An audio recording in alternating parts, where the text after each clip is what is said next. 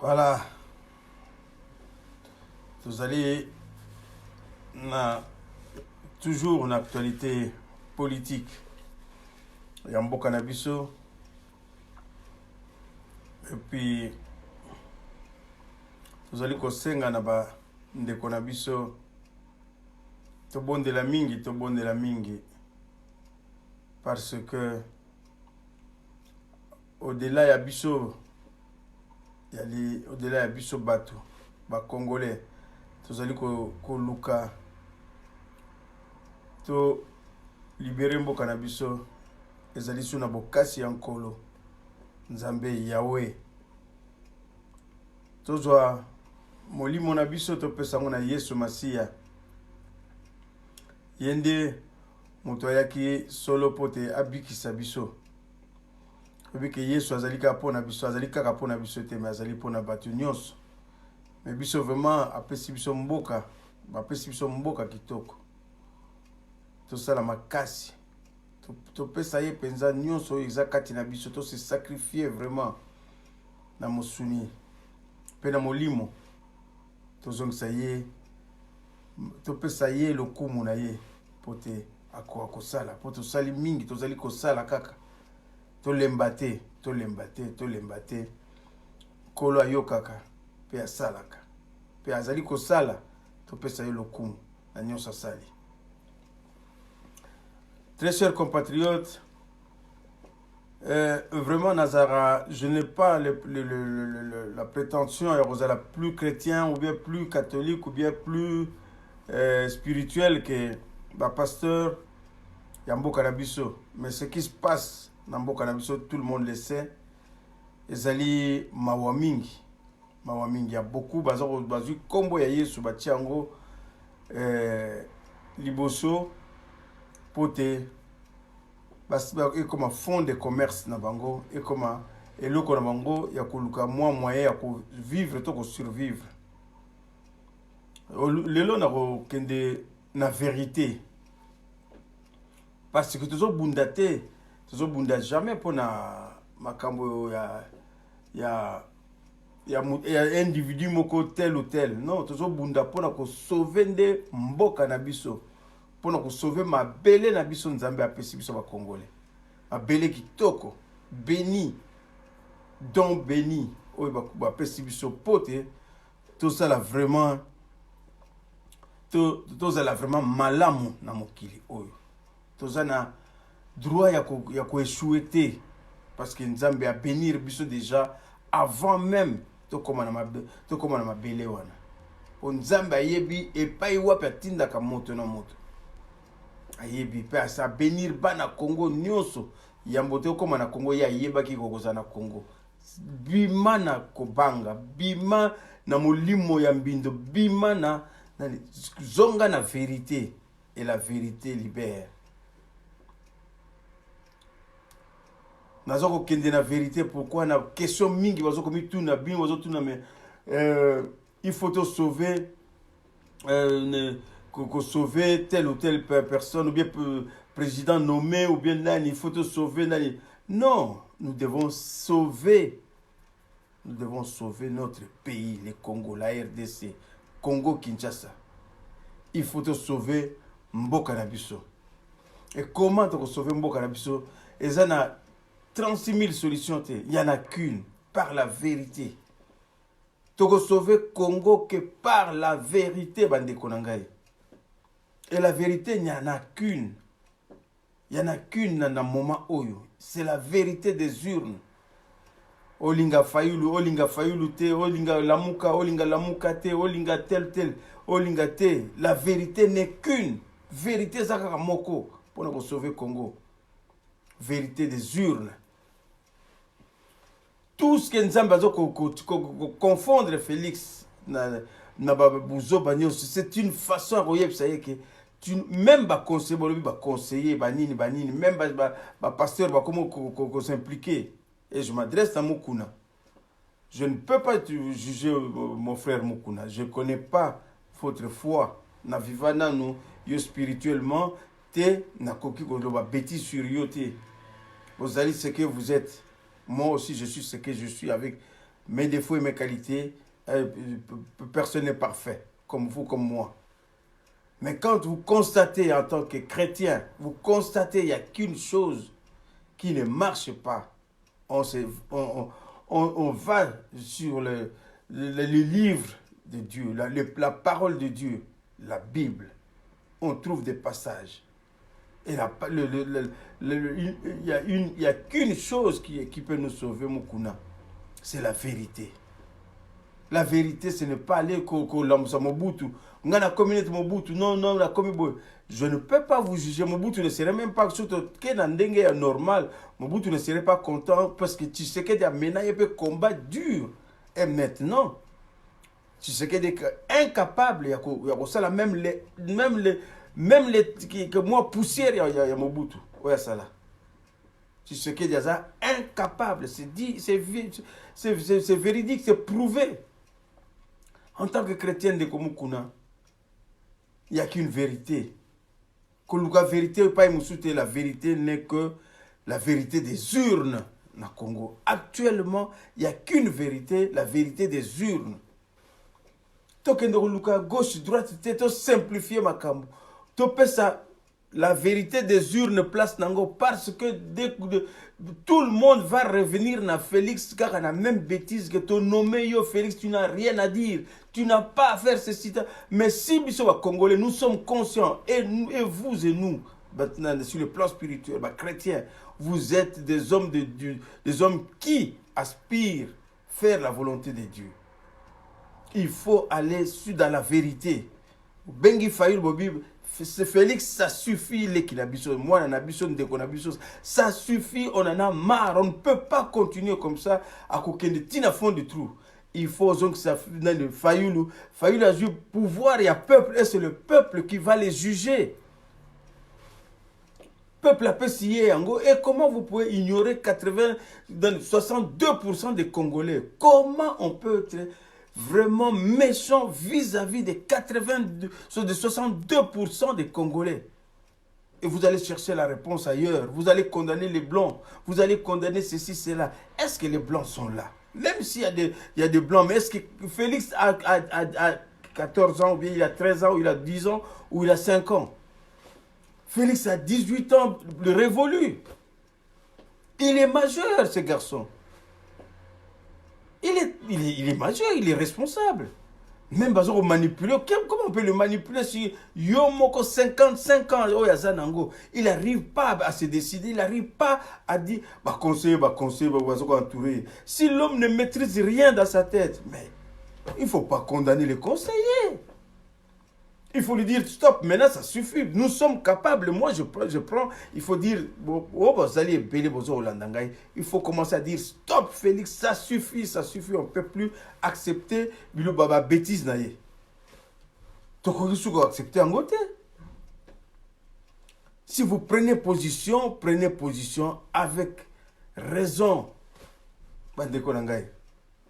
N'allez pas chercher 10 000 vérités, n'allez pas chercher 36 000 solutions. Il n'y en a qu'une, la vérité des urnes.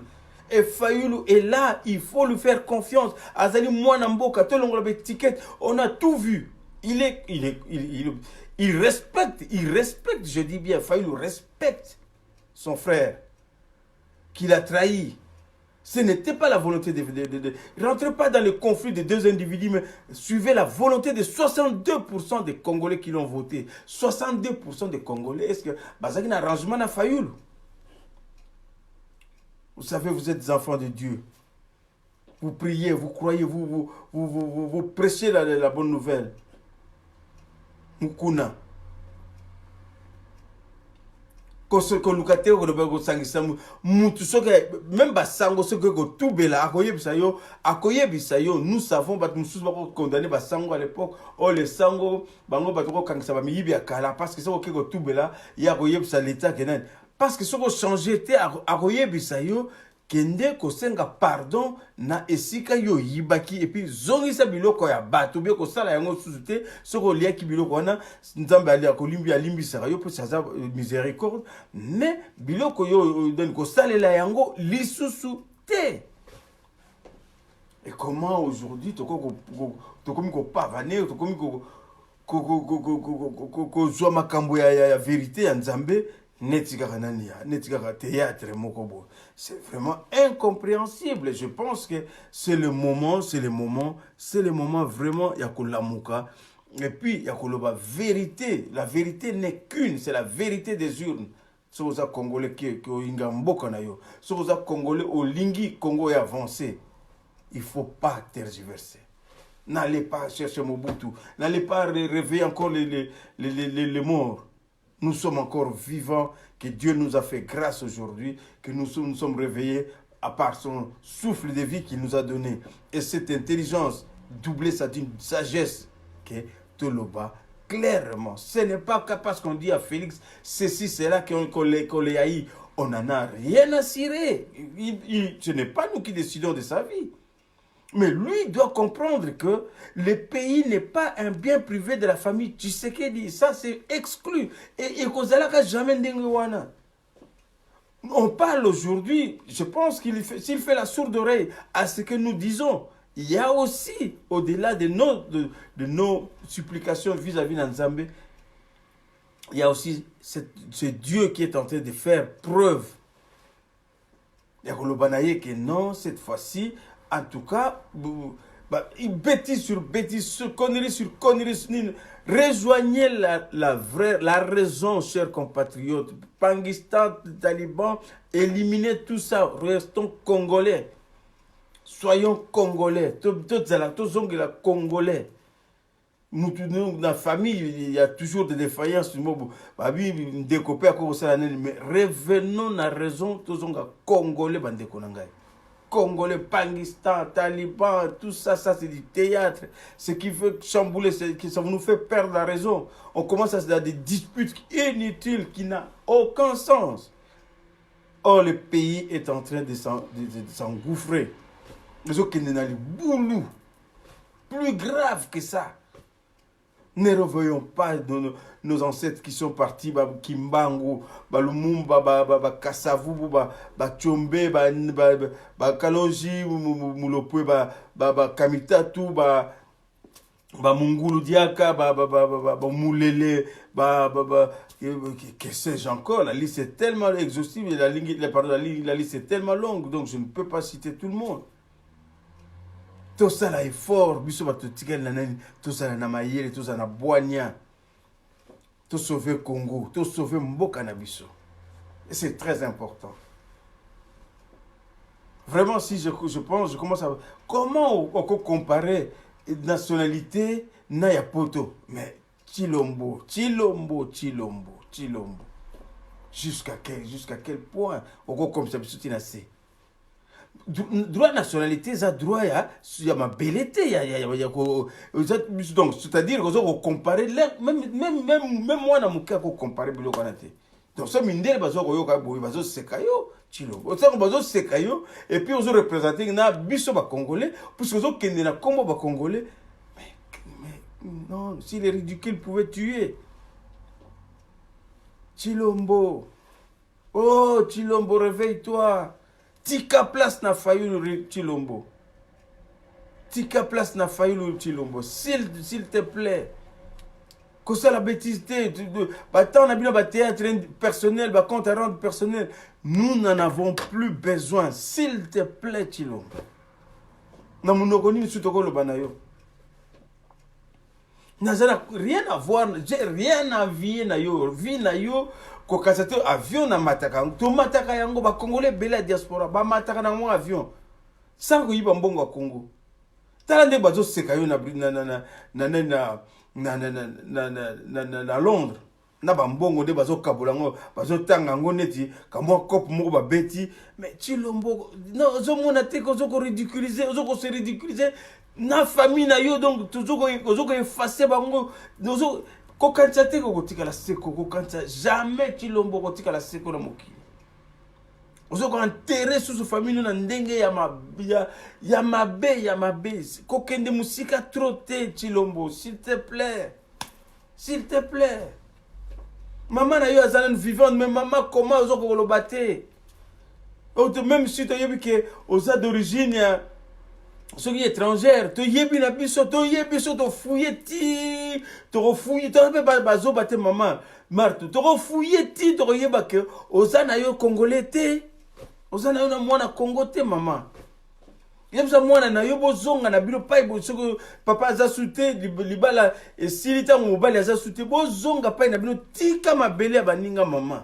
Kala mingi te maman do ngana za nzambe te. Mutu nyonso na suka na ye mobali no akei batata na biso mama na biso akenda biso pe to kolanda mama kotika descendance na yo na buzo bate pa mbongo na bokozwa mama yo moko olekaki na TV5 olele obeleli bozong sa mobali nanga bayoka kayo te na mindele wana et puis mbongo nyonso bayebi compte na yo mama bayebi compte na yo bakoko na yo bako bénéficier na loko te mama bako bénéficier mindele bako kanga nyonso buzobo nyonso bozo sala wana ba film ezali na bimi déjà vérité bandi ko bima déjà que ndenge ba nomaki Chilombo mindele ya beba belge ba no komango déjà bayebi ba compte na bino tout mama ozana no vivante soko kanisa mwana na yo akotikala jamais seko na seko ozalaki na mobutu mama ovivaki yango mama Marthe mama tozoko finga yo te mama tozoko loba na yo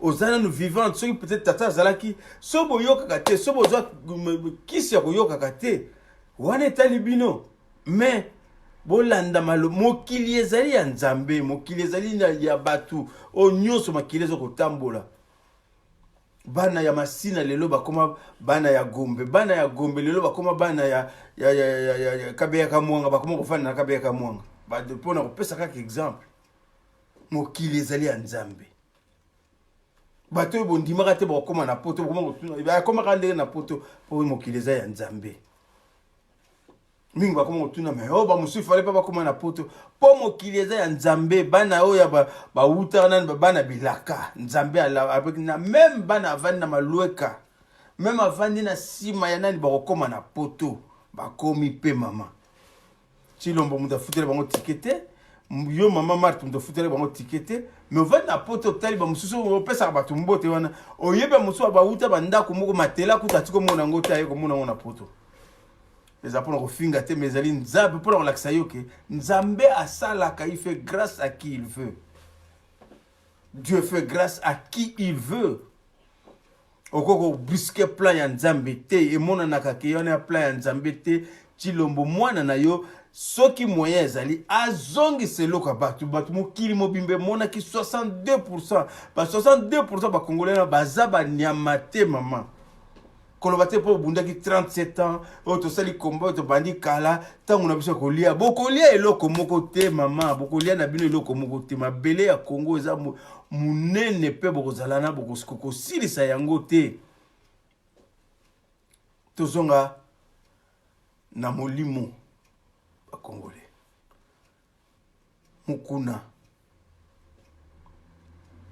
zwa maloba bondela nzambe senga pe bolimbisi soki maloba bimaki mabe na mwana ya nzambe ya solo vérité ezali kaka moko c'est la vérité des urnes naza kokotela fayulu te nga naza kokotela mutu te naza kokotela nde vérité tokende na vérité c'est ya une chose une seule et la seule qui peut sauver le Congo ma compatriote c'est la vérité et la vérité n'est qu'une na Congo pour l'instant. Nzambe apamboli Fayulu apamboli congolais à lui je vous fais grâce na pesibino Martin Fayulu et Martin Fayulu azali pe na respect azako kende na respect na bomoto botia ba rancune na bino personnalité ba rancune Tshisekedi Mobutu bomoni pa yesuki nani azalaki na haine nani azalaki na rancune et futi Tshisekedi te donc ba vérité yango spirituellement yango l'homme qui trahit son maître, Mobutu. Papa si au pouvoir lelo a kokite moi papa a kokite moi na yakozwa. Buzoba nyonso ebimi, nyonso tout. Polele comment qu'on comprendre moi no lobi ke moi na ye tata yebana kita mais elaxi ke na ndako na bino eloko moko ya malonga ezalaki te bozalaki ko merder Mobutu pour yebaka ke peuple aza contenté pour profiter la sima ya colère à peuple pour azwa muta solo bo jouer jeu bo tout fait nani combat ya ba congolais otiango na ya bino na IDPS ebimisi banini kaka badibanga mawa badibanga mawa boke na chibala mawa boke su na chilombo mawa. Est-ce que vous avez te? Est-ce que vous avez société? Mukuna baluba nyonso baza na kabeya ka mwanga te bakasaye nyonso baza na kabeya ka mwanga te bobima na soni sursaut d'orgueil.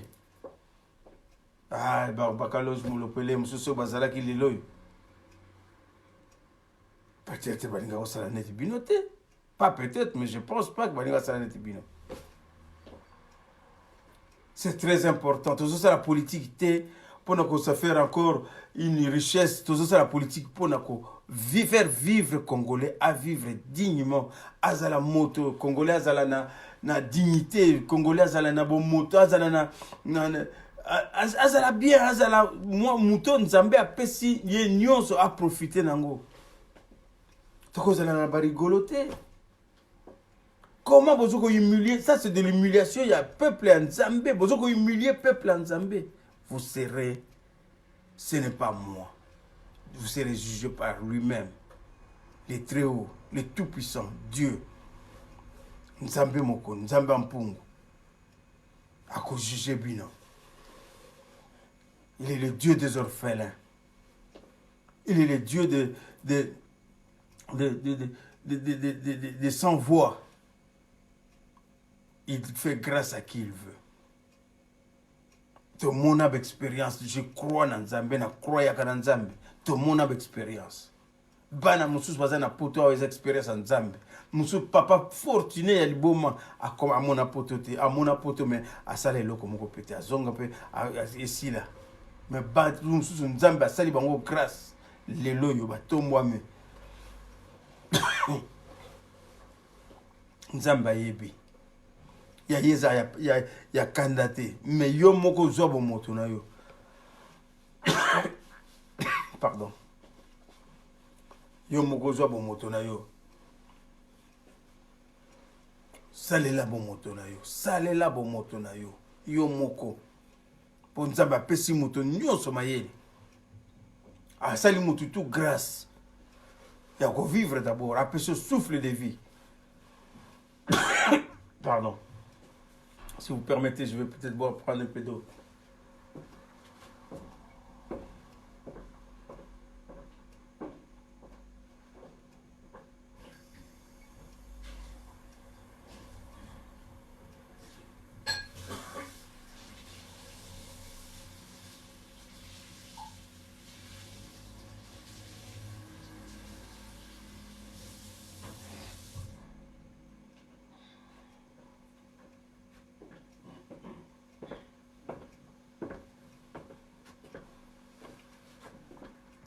Merci beaucoup pour la patience, Namino. Merci. Il fallait un verre d'eau, peut-être pour rafraîchir un peu la gorge. Donc, je reviens sur ce que je disais tout à l'heure. La vérité n'est qu'une vérité. Il n'y en a pas 10 000 pour sauver le Congo. Nous devons sauver notre pays. Désastre, catastrophe où nous devons vivre. Crime contre l'humanité, génocide, humiliation. Il n'y en a qu'une vérité. La vérité des urnes. Qu'on aime Fayoulou, qu'on n'aime pas Fayoulou, qu'on n'aime pas ses origines. Ce n'est pas ça, mais c'est la volonté de tout un peuple. 62% des hommes d'église ont témoigné. Les hommes de Dieu ont témoigné. Il ne faut pas qu'il n'y ait pas de concurrence. Avec Dieu, c'est Dieu qui dirige, c'est Dieu. Les humains, nous sommes toujours parfaits. Donc, nous sommes contre eux parce que nous sommes musuni. Nous avons concurrence à musuni. Mais tout qu'il y ait la vérité des urnes, vérité ecclésiastique, la spiritualité.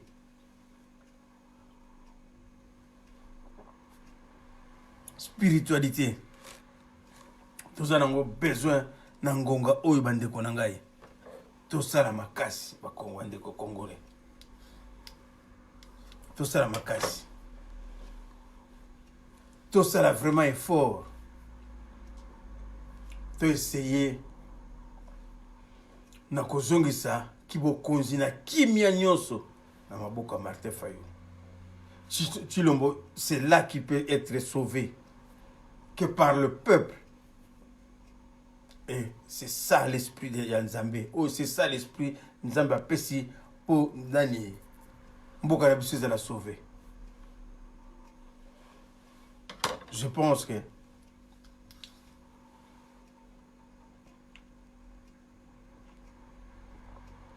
merci maman.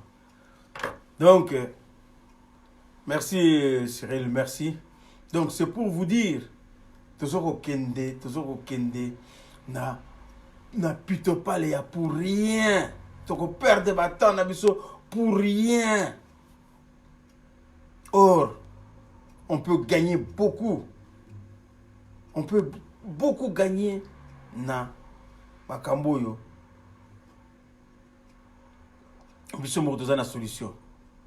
To faire revenir spirituellement Nzambe azongela moto na moto akota yo na motema akota yo na esprit.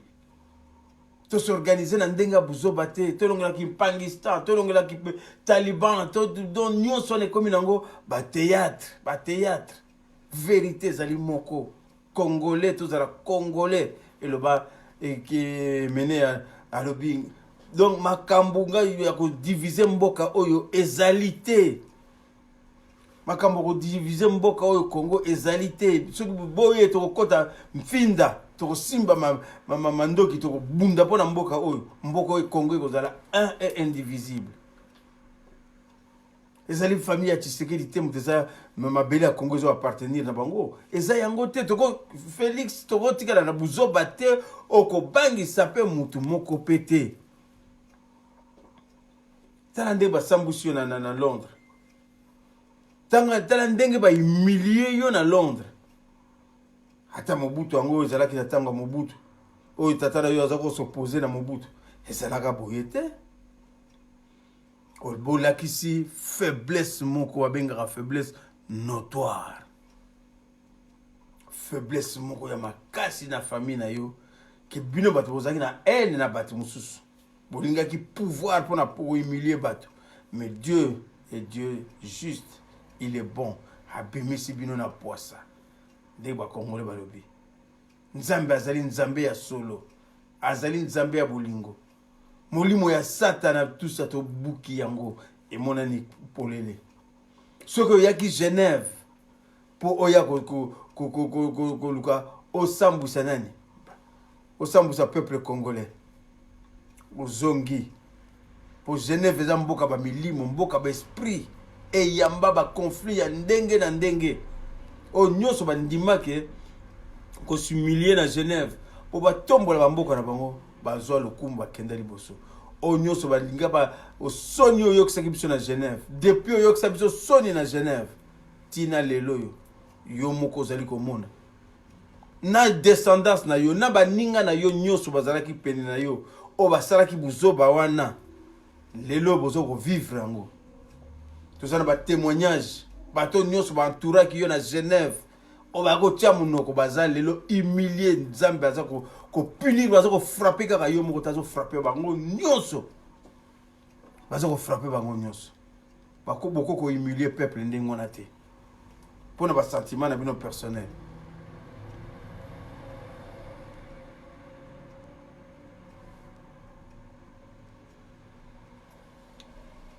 Merci bandeko nanga de bosali kolanda.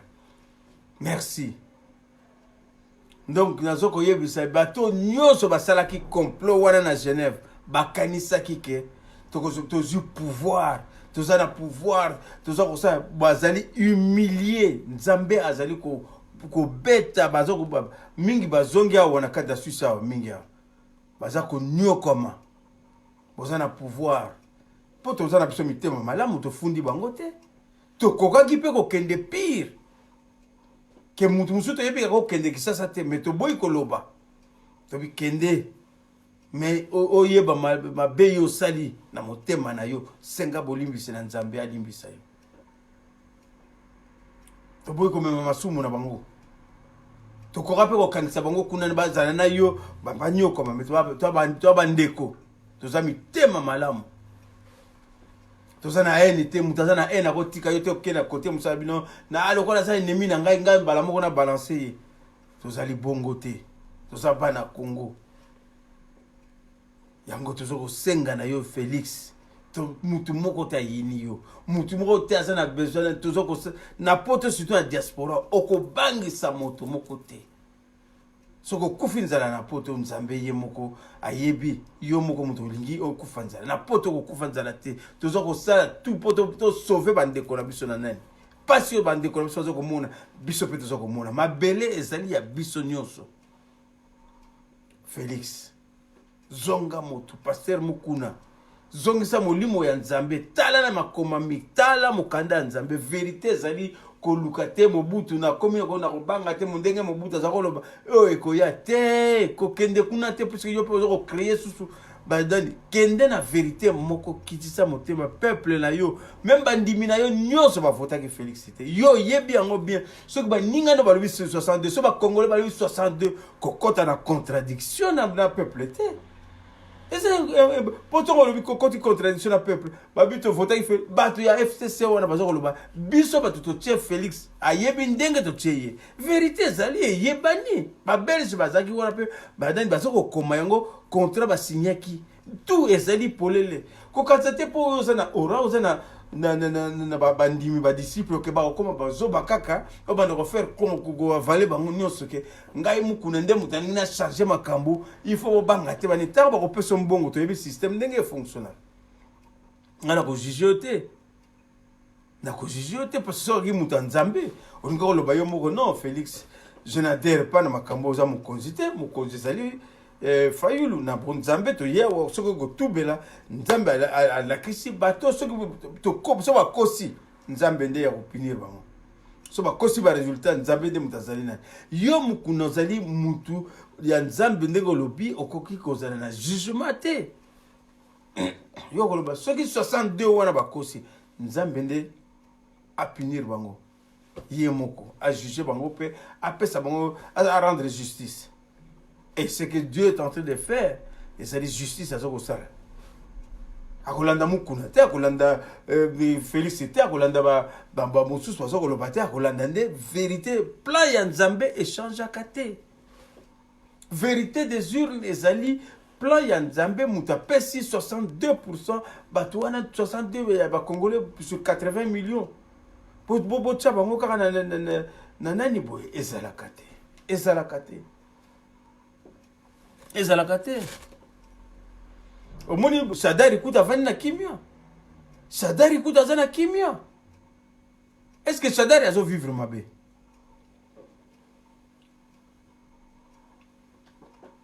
Ora Sadari a cette déclaration? Sadari azana kimia. Pemi na ye. Abin zambe na ngai limbisa ngai osalinga grâce vraiment que na kota ki na buzoba oyote. Sadari ndasi na minito na ngonga oyo Sadari aza ko remercier nzambe abi merci mingi nzambe na ngai ndengo selinga grâce oyo otiki buzoba tout ya IDPS na opimisa ngo na posa nzambe na ngai a utiliser ki Sadari le musu posa a tala a tester molimo na yo soki vraiment IDPS zaki très parti ba très traité ou bien famille tu sais que diaki famille ba très traité soko zalaki mo bali ya solo béton ya solo olinga koloba en tout cas na recours Fayulu sali ngana retirer président ezali Fayulu terminé bo solo la ki na ye premier ministre ba pesi to betelo maboko to betelo maboko wapi problème mais le fundo yo sali lole okotika la neti kaina ndenge histoire kain zali oza ko yenga partout oza ko bima bozoba na bozoba mutu moko te azoko na bato bazako muna kutu ke baba kotela ba changer au maudire bato belé o nyonso bazaki na Genève na yo moko te azoko bimisa ta mungongo atane na loba nzambe azako sala nzambe azali nzambe nzambe azali nzambe plan ya nzambe ba changer yango te plan ya nzambe okoko changer te ata okosani liboma olobi non ngai nazali fati béton béton ya ba béton mosusu pe ya potopoto pe ezalaka na béton nango béton ya potopoto pe ezali béton mais oza béton ya potopoto oza béton ya solo te tokoko finga yo te mais tozokoloba na yo Félix soki oyokaka te le mosusu mpe eza kozala mpe taba normali le mosusu oyebaka te c'est tout à fait ekoyela mutu te mutu aza na 100% santé eza te okoza mpe na problème psychologique psychiatrique parce que ozalaki torturé na bomwana na yo le mosusu ta baza kokanga papa na yo ozalaki kosentir malamu te c'est tout à fait normal mundele kende pa puisque peut-être okoma na envie à vengeance parce que ovivaka ba makambo mo ebele na bomwana na yo ça peut se comprendre mais kokende nango tina suka te obanda kotenir kaka neti ke yo ozokasaka soki ovandi ozokoloba bamoni yo moto azokoloba bajugaka motu na kimbinga te bajugaka motu na cerveau na makanisi na baacte. C'est là où l'on juge un homme, c'est là où on doit faire confiance ou pas à cet homme. C'est par des actes posés, par sa façon de réfléchir et de comprendre et d'analyser les situations. Il ne faut pas se foutre de la gueule à Congolais Félix. Ce n'est pas du tout normal. Ce n'est pas du tout normal. Ce n'est pas du tout normal. Donc, ce qui est vraiment triste, hein, ce qui est vraiment triste et mawa, donc, ils ont ça là-bas tout passe, pas si allé. Pas si allé, Félix, tu fais la honte de tout un clan, de toute une famille, de tout un pays, sans se rendre compte. Comment vivre comment je comprends, je dis bien, je comprends tout à fait que Félix au passage qu'il a en force, na famille na yo, avec vos micmac, bah moment moko il y a crise, il y a traumatisme. Ça s'est passé dans beaucoup de familles. Il y a une famille qui a du sécurité. Il y en a qui ont perdu leurs enfants. Te belé, perdre, parce que salaire est athée. Qui si moyen pas son athée. Et c'était aussi une souffrance. Et c'est aussi un traumatisme. Ma frère, papa, qui si va on a belé papa belé te kaka balupanga moi na po kende poto pour laisser sa famille ba sacrifice salama ce n'est pas seulement la famille tu sais que je vous jure que je parle pas parce que pour faire plaisir pour dénigrer ou bien pour ridiculiser ce n'est pas le but ce n'est pas mon objectif. C'est de réfléchir ensemble, de comprendre le profond, la profonde tristesse, la douleur. Il y a peuple, comment tu as un niveau avec l'espoir. On espère toujours et nous nous battrons jusqu'à ce que Mbokane nous a libérés. Et vous qui avez fait la bêtise dans Genève, il y a qu'à trahir tout un peuple pour vos sentiments égoïstes, pour nos besoins personnels. La Suisse est là. Je pense beaucoup de monde en zélate. Beaucoup de monde en zélate. La Suisse vous a donné le privilège. Il y a qu'à vivre dignement. Il y a qu'à vivre honnêtement. De ne pas vous venger. La Suisse vous a donné tous les moyens. Au lieu de sa chef Nabino, Zonga Sima, Tikela Fayoulo. Total, à combien de temps il va faire ce qu'il est capable de faire. Sinon, on apprendra avec lui. Non. Non. Base boy, base. Mais la même base, yango zolobana na Londres. La même base, yango lobana na Kinshasa, lobana na Kinshasa. Base, mon base est limou kaka boy. Mon base, ils ont existé sous ce. Comment d'un coup comme ça, base, on n'en parle même plus. au base à lobby comme ce que ne moulin bandeko na yo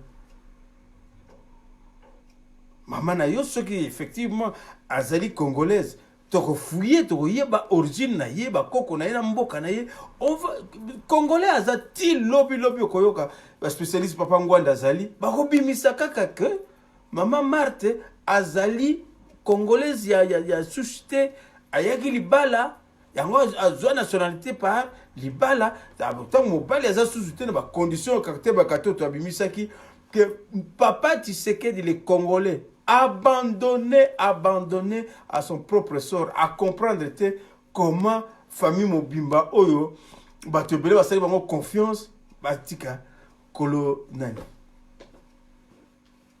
soko mona nango okoko toko comme député toko comme susu nani tout ça député non Félix non tozo monate bongo kasi tozo monate Félix ba congolais faut se battre ensemble, il faut se battre ensemble. Résistance, il faut se battre. Nous avons des solutions. Plus personne n'a droit à l'erreur. Bah fête, il y a pas mal bah si vous organisez, bah si vous congolaise, bah fête, il y a bien tout ça. To lingi sous ma bêtise ou anate. Et ça puisque comme bino comme mitema ma bébé biso peut comme un peu ma bé parce que ba ndeko na bino ba si bazo souffrir ba maman na bino ba ndeko na bino ba sœur na bino na Congo bazo souffrir gravement bino côté balia kaka ba feta kaka est-ce que tout ça normal est-ce que tout ça normal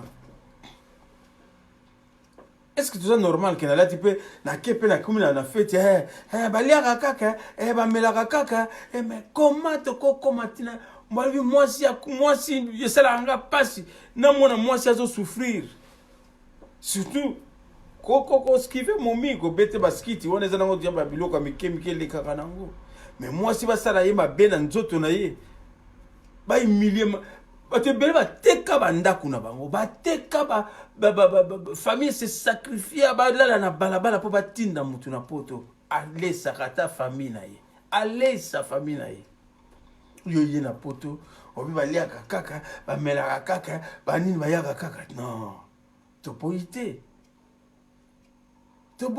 fête ezali normal pour tout le monde mututu asepelaka ça c'est bien mais tala moment na ndako na besoin matanga yali yo ozoko de sala fête libanda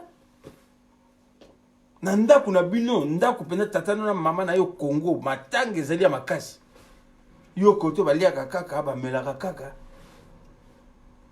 toboyite ba moment moko boye ko ya pe pour la vie oko sala moins distraction mais ko sala yango ya non il y a une identité ya mutu na mutu za la fête to kende na ba social mbala to ko na ba social comme hôtel zo la fête est-ce qu'il y a vivre ndenge nini sera ça la oui à ça la fête na ba bimisi budget a fouta pe ba taxe à l'état suisse sinon tu to accepter sur la bêtise soute so bo qualifier ce mitema mabe bon to tala banani baza mabe banani baza bandoki banani ba kozala bandoki banani baza batanani parce que trop c'est trop.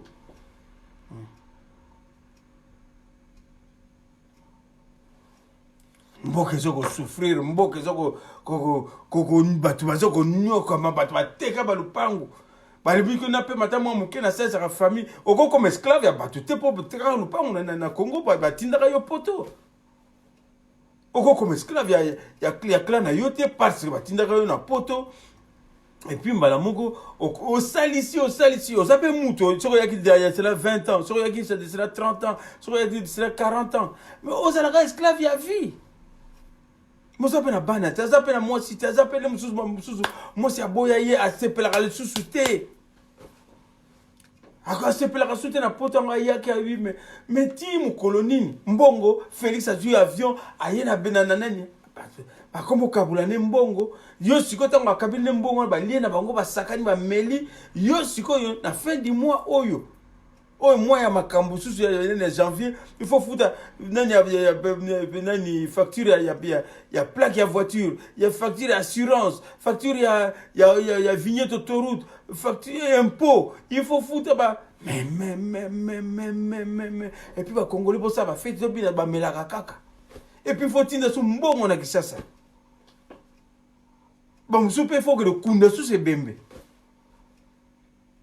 Mbongo Félix a bimisi na kesa ya tindi kuna aye na yeba tuni mais non mais non mais non mais non mais non mais non mais non oh non non non non non non c'est trop c'est trop c'est trop c'est trop c'est trop vraiment c'est trop c'est trop c'est trop c'est trop il y en a assez oh, ça suffit là il faut que ça s'arrête là stop Félix. Yo karatem de vivre moment difficile na vie na yo. Il y a aussi d'autres Congolais nebiso mutura muta ba mususu yo kuto kufate ozako mona bakangi tata na yo ba pesi mbongo banini bazongisi ba mususu ba ndeko ba kufa penza ba ndeko ba kufa. Bo yazo mona ndeko na live. Il a 12 ans, il a 13 ans, il a 15 ans. Frère na yo bien sœur na yo kufa. Azoko mona wa live pour na ni po papa salaire eza sous-souté musale sila mboke comme na galère alo bape comme mobutu bakangiye alo bape kombo bo bakangiye pour na nani bate belebe bakanga ka tata ya Félix te na IDP c'est belebe ba perdre ba parents na bango. Aujourd'hui ils sont où ils en sont où? Et vous continuez toujours à koloba que non c'est lui qui peut ça y temps mais non non. À la capacité à relever le niveau de vie à battre. Il n'est pas prêt. Et Dieu est la seule vérité. Jésus-Christ est le chemin de la vérité. Bah, pasteur, il faut tout la mukuna. Mukuna, il faut bozonga na liloba nzambe ndenge lobi. Pas ndenge bino bozo kansela. Bozonga na liloba respecter liloba ya nzambe eza précieux ya ngom dezo ko faire vivre biso. C'est Dieu qui nous ramène. C'est lui qui nous accueille, c'est lui qui nous embrasse, c'est lui qui nous donne. Non, c'est depuis ça poto awa. Tata moi cité non côté, maman l'équité. Aujourd'hui tout nobi ah l'homme n'a vivre ndenge ni auquel dans social. Ndeko no kuna zate. Apesio ma moyen, apesio ani na mawa. Mais ngana bundira mboka nangate. Natikela kaka fanatique ya buzoba, natikela kaka kondima oyo na kondima te. C'est pas possible, ce n'est pas possible. Incroyable, inimaginable. Et surtout, on ne peut pas accepter. Pourquoi accepter? Moi, je pense que nous sommes une génération sacrifiée. Et cette génération...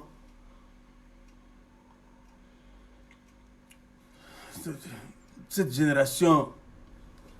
n'a plus droit à l'erreur.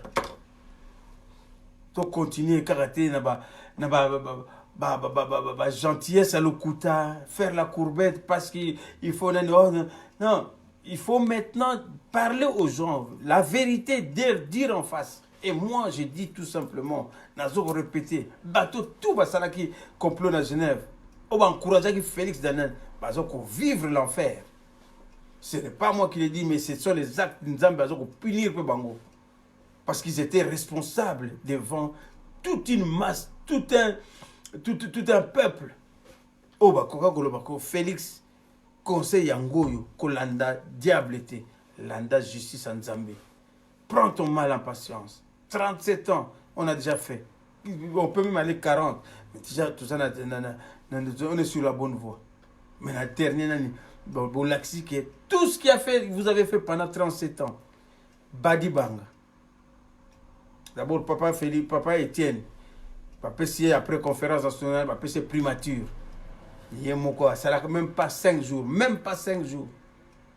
Pour redresser. Même pas 5 jours. Bic rouge, na bino de bolibi, stylo rouge. Bino tigala na bic rouge. Bic rouge, bic rouge. Bic rouge, on est à makila. Bisoto yebi. Que vous utilisez la maquilla na bic rouge, vous mettez ça na bic bleu, vous mettez ça na bic rouge na maquilla na famille na binoto yebi. Vous mettez ça na bic rouge na binoto stylo bleu. C'est là qu'il faut signer avec un stylo bleu et cadré. Ah on a poto tout va ça là normalement il y a des choses qui vont pouvoir noter sur stylo. Pas cadré en gros que là ça va pas, là ça va pas. On n'a pas besoin de stylo rouge, de l'encre rouge pour faire. Ça, c'est bokena bato na bobenga kobenga bato na hypnose na makila na banini, et puis ça entre bino boyebani ba makila na bino kuna se kotanga, et puis vous allez peut-être vous faire vous faire vivre na crime na makila bato comme banga comme vous donne. On se fait avec les stylos bleus pour dire là je suis pas d'accord, là c'est pas bien fait, on peut quand même corriger ça, on va amender ou bien on va changer ça, c'est passé bic rouge eza makila ezongela bino na famille na bino so bo mesala na makila biso ta peuple ta na biso bana bata nzambe Congo nde nzambe mutachaki biso na mabele wana to yaki na famille na bino te ba bic rouge na bino na makila na bino ezongela bino na famille na bino biso ya bato te biso za ba congolais nzambe mutapesa biso mabele wana ye mutabaki to vana na mabele wana ye mutapesi biso maloba oyo ye mutatalisi biso avenir na biso yango tozo kososola yango. Ba compatriotes congolais, ce n'est plus le moment d'être distrait. C'est un moment où vous êtes distrait, il y a un moment où vous êtes fanatique, il y a un moment où vous êtes dans un débat contradictoire. Restons unis. Nous devons mettre fin na règne ya Tshisekedi na IDPS. C'est clair et net. C'est visible maintenant qu'ils n'ont jamais été du côté du peuple. Des slogans aux envoûtements, le peuple d'abord, c'est de l'envoûtement, il faut que l'ongolango. Le peuple doit être responsable avec des vrais dirigeants. Pas n'importe quoi. Pas de caracas, il y a des caricatures, il y a des slogans, les droits, d'abord, le peuple d'abord, l'état des droits. Ils ne maîtrisent même pas ce que c'est l'état des droits. Ils ne savent même pas ce que c'est, Chilombo. L'état des droits, qu'est-ce que cela veut dire? Aïbinaïte.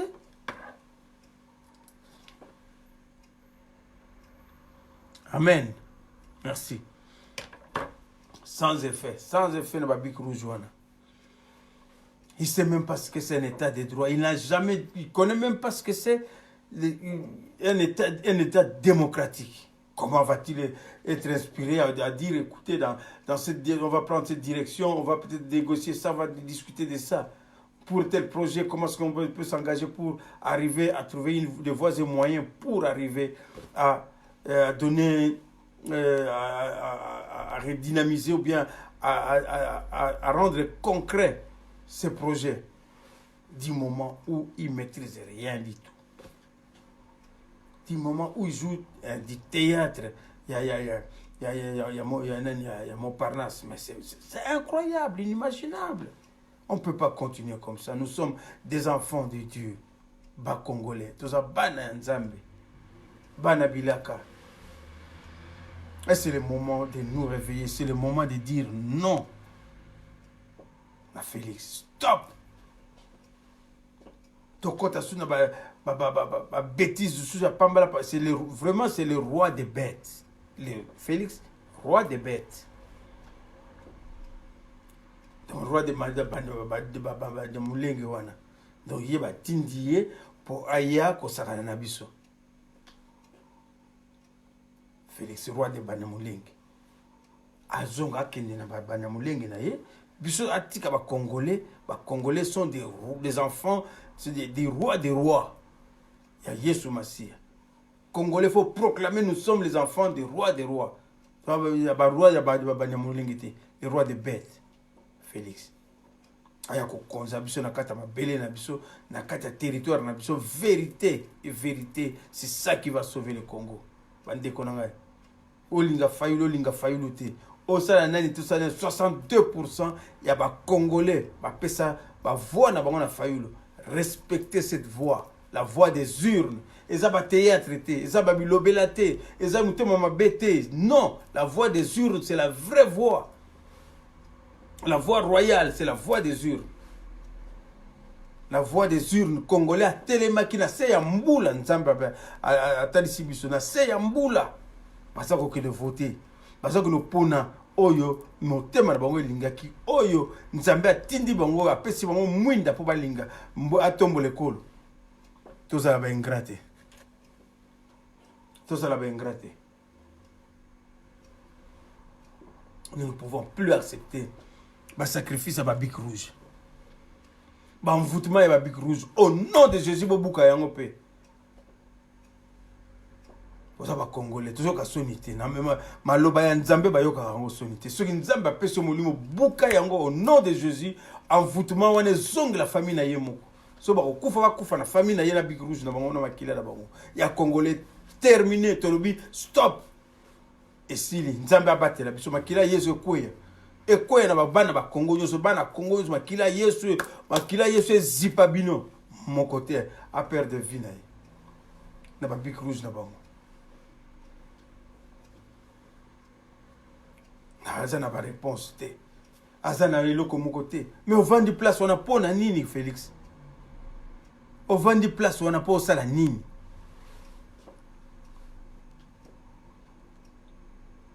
Tu n'as pas que pourquoi mais alingo ndimate mais avant di wana po asala nini allez mbongo ya députation ti azoko voyager na ye kuwaya ti kotambola base dignité base na fona yoka base nanga mais base lelo zo yebisa yoke tika makambo ya nani wana non les rois des bêtes ba bête wana ba mobali ya nani ya mosi ya JBP azana kati ba nyama bato yokutu bakozala na valeur moko te na Congo yo pesi bango valeur mobali ya mosi ya JBP azana valeur ata moko te. Et je me demande les qui n'ont pas joué sur les autres traîner pour récupérer petite voilà mbala moko te nani na yebite sur les bangani yo za yaya te ndulema na za yaya te to kota pe na yer moko na ndenge ya nani na ndenge mama solo ya mboka ya biso ndulema so ba bika ndulema ba vie lombo ba beta ku mutu na nani na nzete kauko na paka juma Anduleman bazaba yaya. Masiko yoko petit bon ni bozotika moi sino na mbendre na yuma moko boye ahuta soki wapi kakapo akomi na mboka na bino akomi ka jwa komo sale pe ba publicité okomona l'air nyos boto ya tala mutu telbo bozo sala publicité ya Zabolo o lobele malamu yekuta ata lobele mabe aza Zabolo ayoka kanete bato batinda ba photo ya mosi ya mobile ya mosi ya JB wana ex mosi ya JB donc batinda malobane bazo sala bazo partager Zabolo ata osale d'abord aza mutu mabe ata otoko sala publicité na ndenga mabe kuti ya zoko sepela ozo ko se modire yo moko oti tala lobaki bo tala Zabolo ko sala e publicité te. Lobata maloba mukuna lobata maloba nanto débattre pa maloba ba Zabolo wana boloba yango te polo potindela ka batu te ko non tala mobali ya nani ya ex mosi ya JB a lobi boye azabo bosala yeba na liste bosala yeba aza Zabolo akotika la ndoki aza Zabolo akotika la be moloki c'est fini ya ko ngate bolo bile malamu ya ninga so bo finga ye Zabolo sepela po ya zo sara ba acte ne po bo finga kai po a distraire bino po bo kota na buzo bo finga ye bo me mamasu ko la batela bino ya solo mais tozonge la vérité ya solo ko vérité nde mutoko bikisa Congo la vérité des urnes. Vérité des urnes ezaka moko Martin Fayulu zwaki bokonzi na yo peuple aza ostala yo na sima na yo totala nini ko pa wa pezo kumba biso toza capable toza ebele merci ba mukuna nde bozuma loba bo na maloba no to corriger tika papa Mobutu tranquille tika bawa tranquille zongela pena bo moto na yo zongela spiritualité ndengo zote ya vérité zali Fayulu to sangani ba congolais nyonso to pesi bo konzina Fayulu ba spirituel ba politique ba peuple to pesi Fayulu ya yo mibu autant salela biso musala bongisa mboka to continuer liboso. C'est là la vérité. Ba projet na bino tout to bimisi mwana na mwana azue sika na ye Fayulu azue sika na ye mwana Congo nyonso azue sika na ye to sambeli po na ye to bondeli po na ye to zongisi pe Félix na kati ya masolo to kei. Mais soki atie mutu makasi tozo kokende boye to niatise ya libulu to timo na suti wapi ti mai komo bime komo toboka na se komo zindisa Congo et komo zindisa Kisasa pa ibozo kofanda bozo bima est-ce que bozo komi tuna te spirituellement nzambe o nyine lingo la kisabiso pa na nzambe fo ba sosola bana nzambe fo ba sosola. Comment beaucoup tika kaka au mona ba bilembo nzambe azo la kisabiso nzambe azo la kisabiso bilembo mais bozo ko sosola te bozo ko sosola te.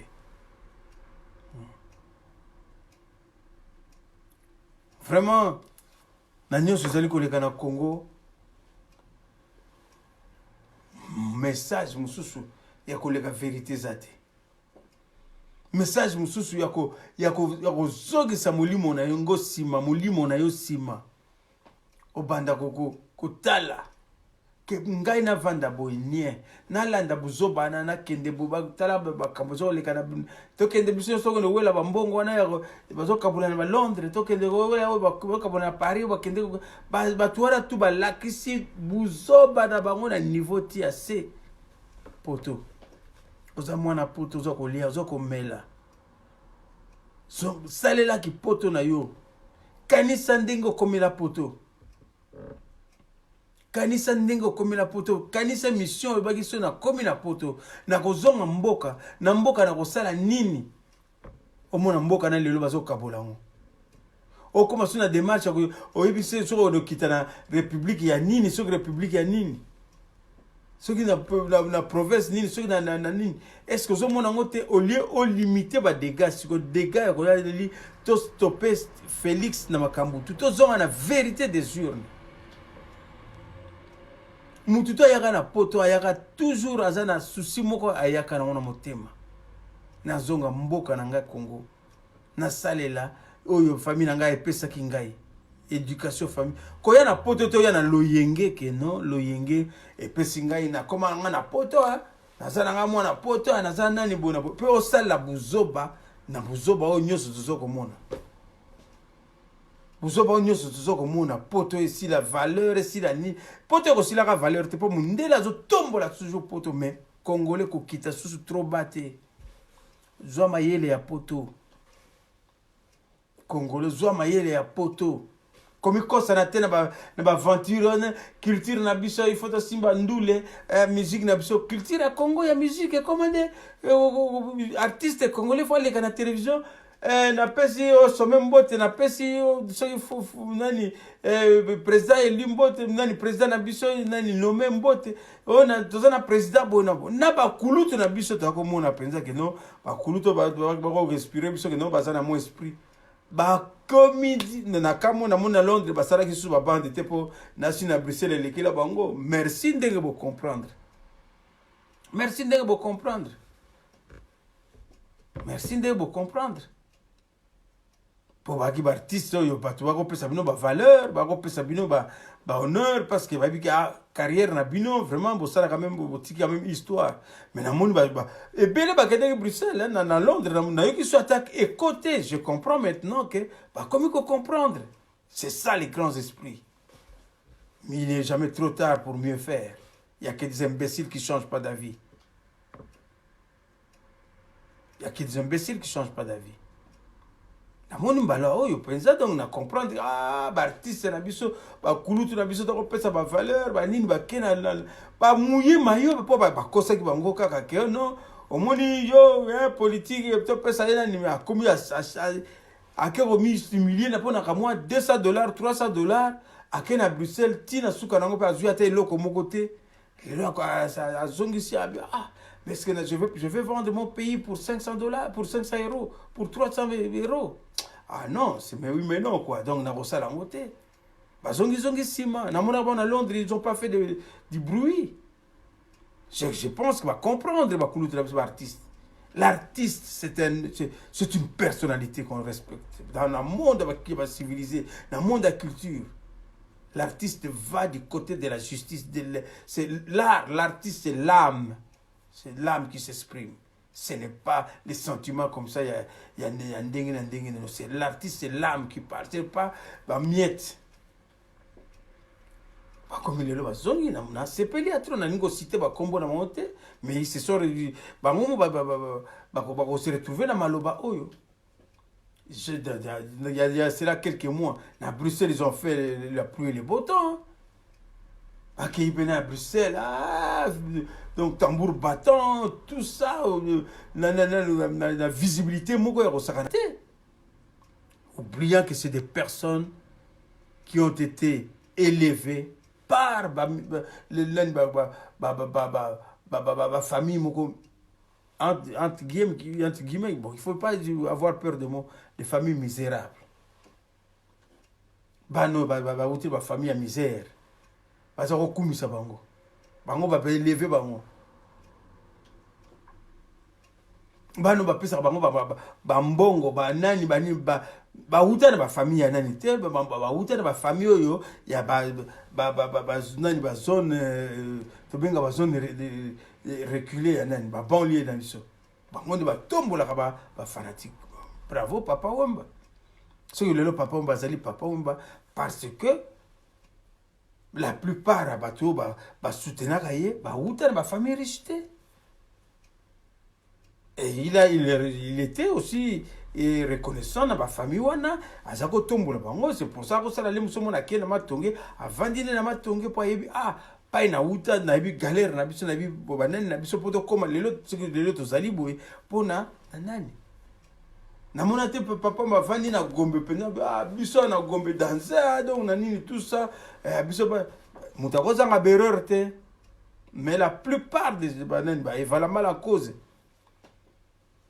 Qu'est-ce que mené à Kouloutou Nangaï, ça qui peut toujours na côté ya peuple. Et bateau on a des vidéos de Mikolo à Koki qu'on dit jamais Congolais et Kabwana. Muluba, mu Congo, mu Ngala, mu Swahili, Tatabe, Moko. Merci Maréchal.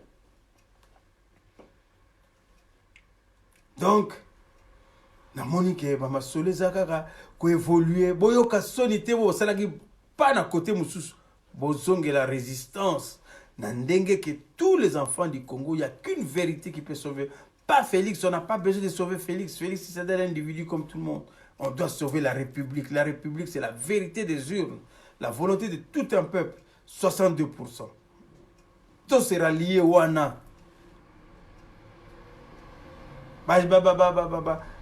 petite distraction il y a sans formation journalistique ou bien nini tout ça viens nga omoni ndengo za wana be photos appel nani ko landa ba jalousie ya nini na poto ko yokela mutu neti nani Félix ou bien batu nani non si tu connais pas son travail il connaît pas il connaît pas.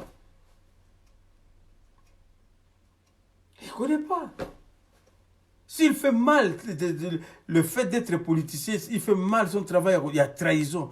Donc, il faut quand même qu'on punisse un traître, on ne lui donne pas nani. On ne fait pas, on ne faut pas lui faire honneur pour le plaisir. Un tricheur reste un tricheur, un voleur. C'est comme ça l'état des droits. Avant, il y a prôné l'état des droits. Félix doit péter. On a fait à la fois Kanisake. L'état des droits, cela veut dire quoi? On ne peut pas tricher. On ne peut pas cautionner l'aventure. Il y a tricherie. Non. Déjà ça. Il fallait attirer l'état des droits, c'est ça. J'ai triché. J'ai été nommé au lieu que les élections soient quelque chose qui doit nous honorer vraiment d'être fiers d'avoir proclamé l'état de droit. Et j'en suis l'exemple. Il faut en accepter l'état de droit. La base, calmez-vous. Merci beaucoup. Moi, je pense que nous avons tous un rôle à jouer. Nous nous sommes battus pendant des années, des longues années, plusieurs décennies, pour que l'état de droit s'instaure dans notre pays. Et l'état de droit est là. Il fallait quand même faire marche arrière, avance.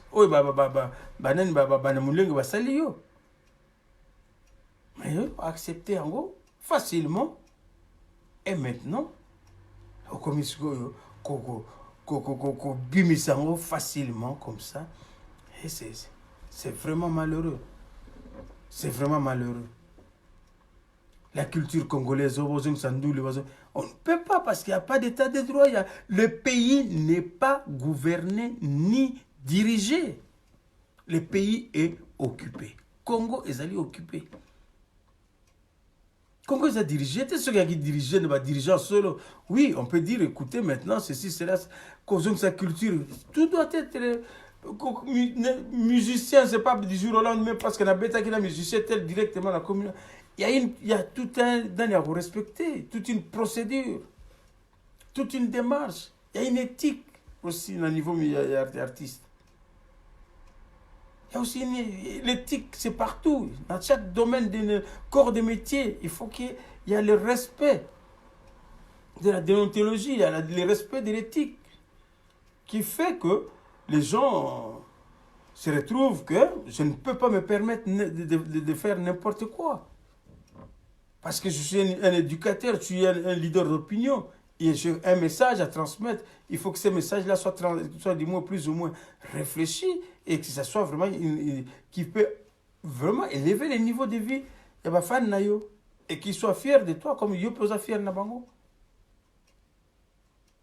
Et si ça devient facilement comme ça, tout ça, ont influencé quelques énergumènes qui sont en quête de notoriété, mais c'est dommage, c'est dommage. Il ne faut pas se mettre derrière le dos toute une masse, au cocaté. Il y a plus grand que Yoba Salayango. Ne pense pas que na Yopé ou tout ça, non. On est dans un état de droit. Tant que les zones à trouble ordre public, il faut partir de cette base-là. Je réfléchir, je suis quelqu'un qui fait des biens, le peuple nangai, mais il faut avoir de la patience. J'essaie déjà de jongler un peu avec ma notoriété. Concert à gauche, à droite. Je peux bien vivre, mais je ne peux pas faire la guerre contre mon peuple parce que c'est un peuple qui est déjà dans la souffrance. Et dès qu'on se pointait dans la salle, on a si à trouble d'ordre public, tout est faussé. L'état de droit, tu sais combien Félix a fout pour la sécurité, combien il a fout, combien il a ruiné Kessamboka. Et je pense qu'aucun producteur est capable de fournir autant d'argent pour la sécurité artiste. Je ne pense pas, puisqu'il doit gagner quelque chose. Félix, il puise dans la caisse de l'État et puis l'État, il s'en fout. Il dit, tant qu'il y a l'argent, on va essayer de faire le maximum de sécurité. Ma foi, on fait les rois des bêtes. Et les bêtes vont rentrer là-dedans. Et puis voilà, nous, on a encaissé notre argent. Et c'est bon. L'essentiel, même message est passé là, on va dire, ah bon, ça va, bon. Est-ce que maintenant, l'État n'a pas de c'est ça, les intérêts. Il y a Pays-Bas, où on a bundé là-bas. Parce que bundana, ça c'est au bêta maté, ni au bêta maté. Mbongo, quand on a analysé les paramètres, non, ne tapez pas, ne faites pas, essayez un peu de faire peur, et puis après, bon, laissez-moi ça, roi des bêtes, et puis voilà, ça s'arrête là. Dès la côte Mbongo, on a eu. Et sur Félix Okindabi, mais c'était on a fait, on a papier dans le journal. Voilà ce qu'il a fait, voilà ce qu'il a donné, voilà ceci, cela. Ce n'est pas de notre faute, ne nous accusez pas. À Salakiango, la signature, parce que c'est lui qui avait la signature.